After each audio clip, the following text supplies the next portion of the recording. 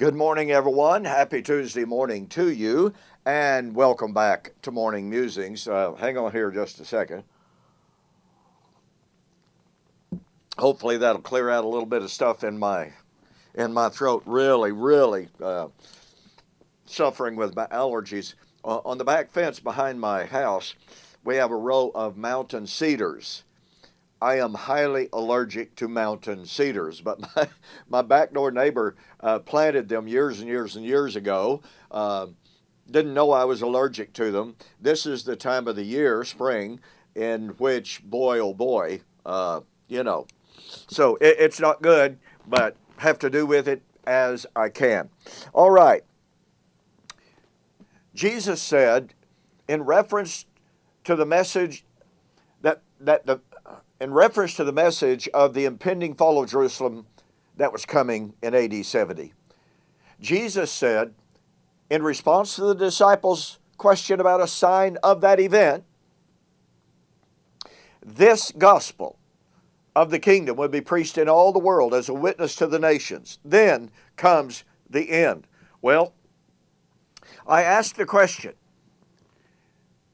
how in the world could Jesus call the impending fall of Jerusalem and the destruction of that magnificent temple, how could he call that this gospel?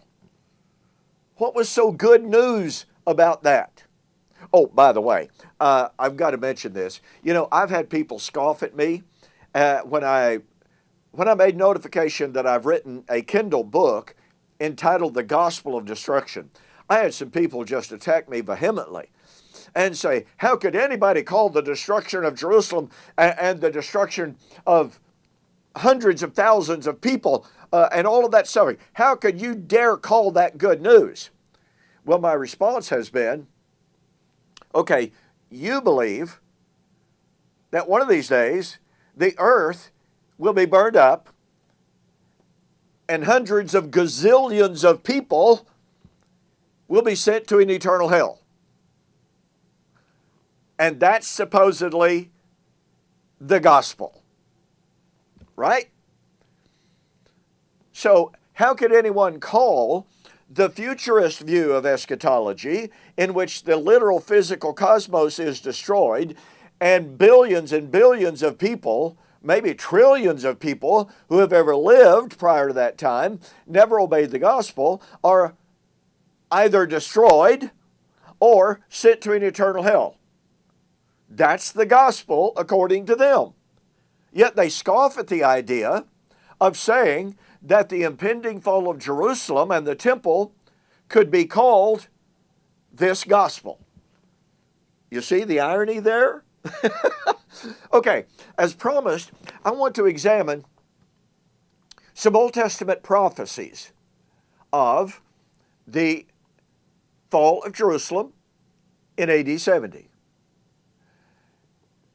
And to see if they followed this pattern of the promise of destruction and judgment on Jerusalem, followed by good news.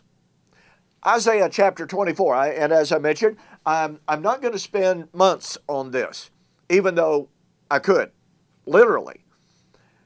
I'm going to focus on the little apocalypse, Isaiah 24 to 27. I'm actually going to expand that into chapter 28. And after doing that, then I'm going to focus on how the New Testament speaks of that destruction based on the Old Testament prophecies.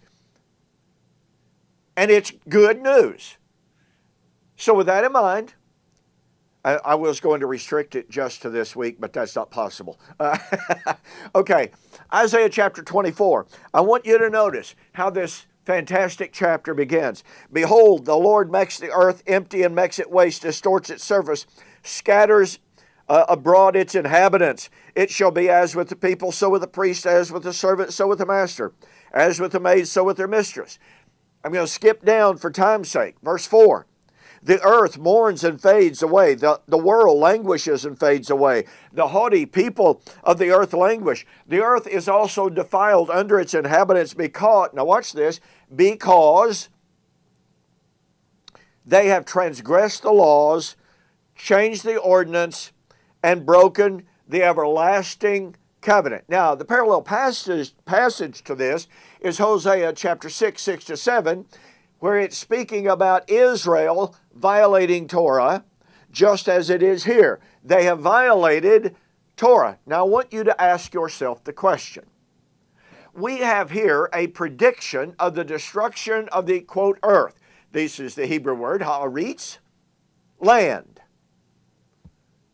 Furthermore, down in verse 10, it says, the city of confusion is broken down, every house is shut up, so that none may go in it.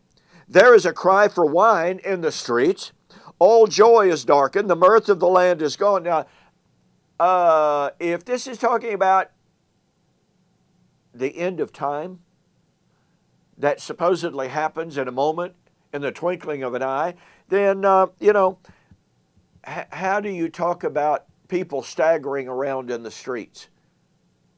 Drunk men? He continues, in the city desolation is left, and the gate is stricken with destruction, when it shall be thus in the midst of the land among the people. So, here we have the destruction of the land, the earth, and you have the destruction in verse 12 of, in the Hebrew, it is the city and the land. It is the city in the midst of the land. Well, for Israel, what was the land? What was the city that sat in the midst of the land? According to Ezekiel chapter 5, 5-8, it is Jerusalem that was set in the midst of the earth.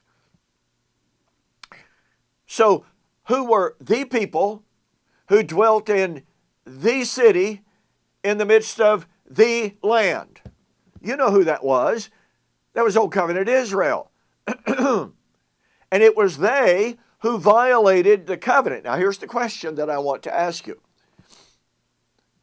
Have you ever heard of an eschatological view that taught that literal physical earth will be destroyed because of Israel, Old Covenant Israel's violation of Torah? Well, the answer to that is no. To my knowledge, no one ever has or does teach that. And yet, here it is in Isaiah chapter 24. But we continue. Verse 19, the earth is violently broken. The earth is split open. The earth is shaken exceedingly. The earth shall reel to and fro like a drunkard and shall totter like a hut. Its transgression shall be heavy upon it. It will fall and not rise again. And it shall come to pass in that day. What day? The destruction of the earth. Oh, by the way, he's already discussed the destruction of the heavens. Oh, and get this.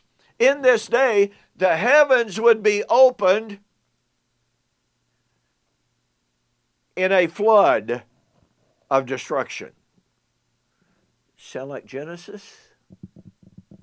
Don't have time for that.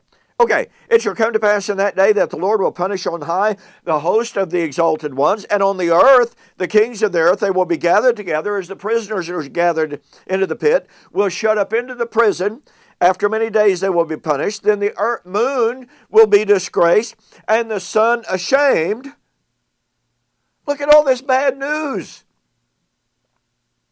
The destruction of the land, the destruction of the city, the destruction of the people, the judgment of the wicked. See all this bad news? Now watch. For the Lord of hosts will reign on Mount Zion. You see the good news? So, all of this bad news followed by good news. Out of the destruction comes the new creation. You know, Thomas Ice has accused the preterist world of being confused. He's confused us of more than that. Pardon me, accused us. And he says the problem with preterism is that it focuses on the judgment of Israel at the coming of the Lord instead of the salvation of Israel. No. The reality of preterism is, as I point out in my book, by the way, Elijah Has Come, a solution to Romans 11:25-26. Throughout the Old Testament, throughout the Bible, Israel is saved through judgment. Israel is saved at the time of judgment. She is not saved from judgment. She is saved through judgment and at the time of the judgment. Judgment and salvation are synchronous events biblically. That's right here in Isaiah chapter 24. You need to get a copy of my book, Elijah Has Come, a solution to Romans 11:25-27, to see where I fully develop this and show in passage after passage after passage where it predicts the destruction of Jerusalem, the city set in the midst of the land. When heaven and earth would be destroyed, remember Jesus said, heaven and earth shall pass away, but my words will not pass away. Here is heaven and earth passing away, but Yahweh ruling gloriously on Zion. You see the pattern here? So what we find, Jesus said that Jerusalem and the temple would be destroyed in that awful, awful Holocaust of AD 70. But rising from the ashes, God would rule gloriously in Zion. Boy, oh boy, oh boy. We've got more. Thank you for joining me this morning. I will see you on the flip side. Hey, get a copy of that Elijah book. You'll love it. We'll see you tomorrow.